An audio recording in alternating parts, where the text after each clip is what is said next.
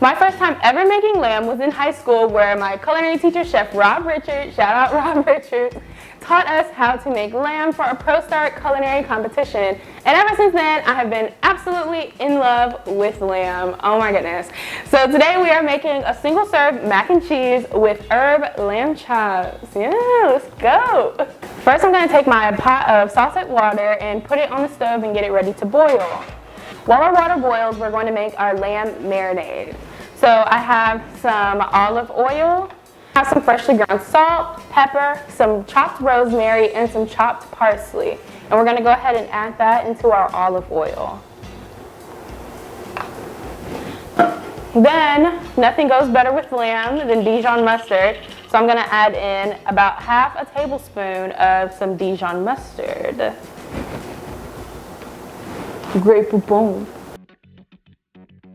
Now that you've made your marinade, it's time to massage it into the lamb. I'm putting on gloves, but you can use your bare hands if you roll like that. So just go ahead and pour everything over the lamb. Ooh. Rubbing it real good, get it on that fat.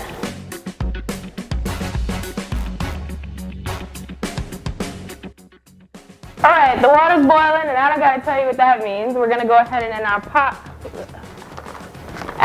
pasta. I don't know what I just said, but we're gonna add in our pasta. I love these little noodles. I don't know if you can see it. Oh, look at that. Look at the little noodle. So I'm only gonna use half a pound because I can't feed that many people here. But yeah. I got a case of the giggles.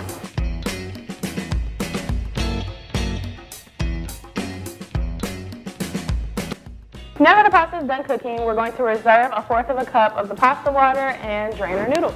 Now it's time to sear our lamb. So we have our nicely marinated lamb chops, and we're just gonna pop it into a super hot skillet. Ooh, that sizzle is exactly what you want to hear.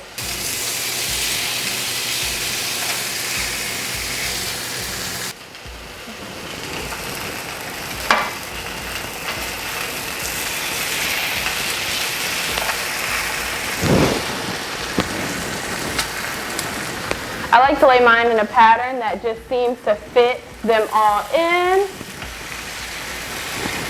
while still getting that nice sear on the outside. It smells so good. I'm like ready to bite into that, you know, but you're not making macaroni, you don't stop and take a bite of like half the noodles. When I'm getting ready to flip over my lamb, I like to press them all down for a few seconds each, just to make sure every bit is getting that brownness.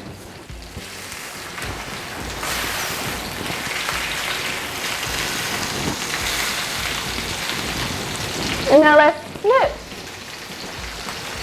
Oh, look at that. That is beautiful.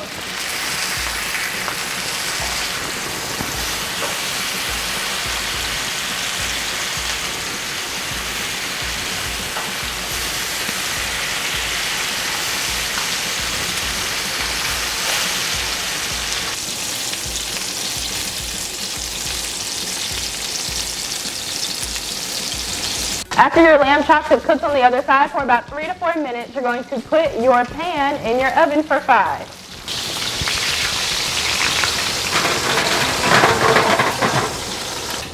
Now while that cooks in the oven, we're going to make our cheese mixture. I have some Gruyere, some Monterey Jack, and some sharp cheddar.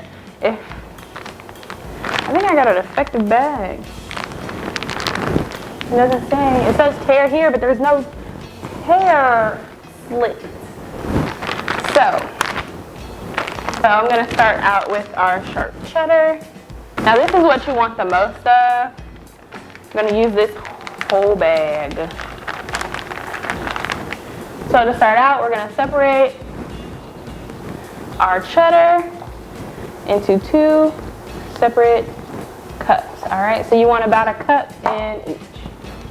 Then we have our Gruyere. Want to add about half a cup of this in each.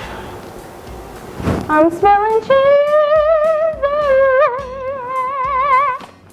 And then lastly, Monterey Jack. This is probably my favorite cheese.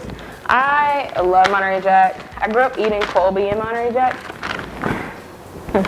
I always say it wrong, so yeah.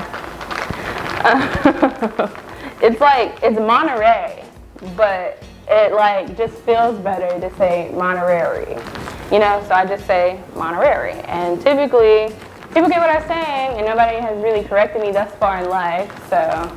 I left my lamb medium rare, so that's why I only put mine in the oven for about 5 minutes, because they're a pretty thin cut. But if you are a weirdo and you like your lamb any other way than medium rare, you can leave it in for however longer or shorter you would like. Just make sure that the internal temperature reads as it should.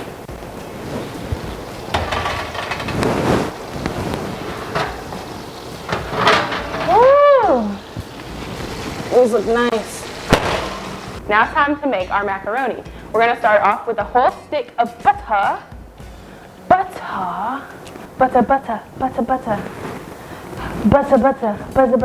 You know, something that has been on my mind lately is how did our J.K. Rowling? What is that woman's name? Rowling? R.K.? I think it's J.K. Rowling. How did J.K. Rowling come up with Harry Potter's name?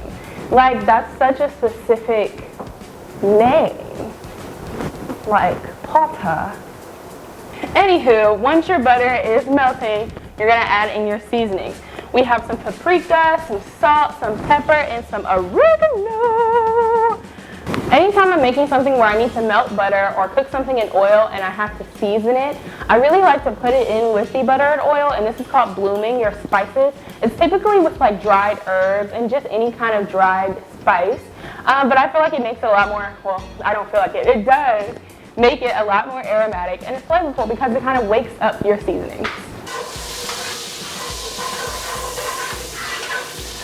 After your butter is melted and you've well incorporated your seasonings, add in some flour to make a roux.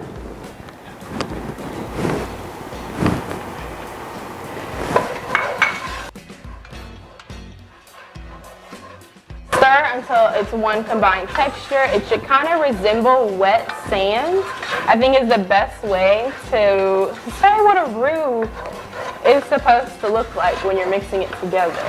Now once your roux has gotten to the desired color, we're going to add in, I have a 3/4 cup of milk and 1 cup of heavy whipping cream. You can use half and half or you can do equal, doesn't matter. I just prefer my mac and cheese really creamy and rich. So I use 3/4 of a cup of milk and 1 cup of heavy whipping cream.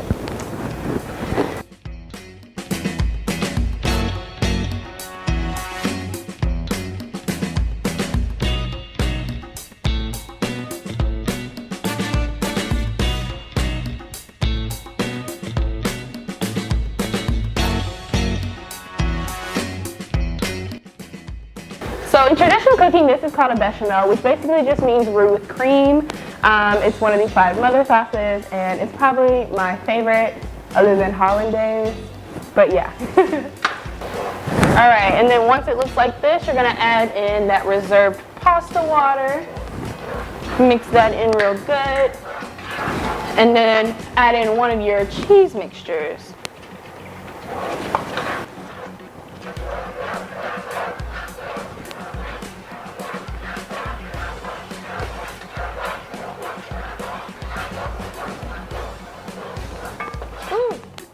Look at that cheesiness. Look at this cheesiness. Oh, delicious. Add in your noodles. And just mix it like really good. Ooh, doesn't that look so freaking cheesy? Look at the cheese. I have these cute little cast iron skillets that are single serve. So this is what we're gonna use to bake our mac and cheese in.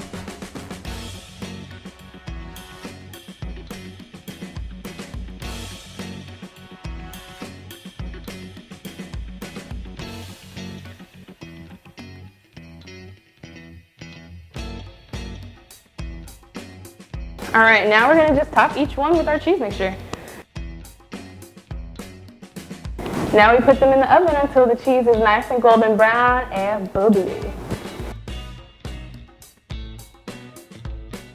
All right, it's the moment of truth.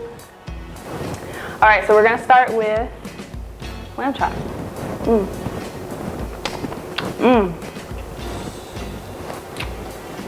I mean, of course I'm gonna say it's good, but it's so good.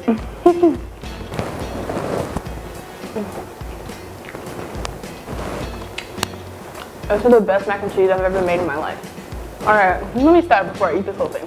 Thank you for watching. I hope you give it a try, and if you did, tag me so I can see it. This was so delicious, so I hope you do. Until next time.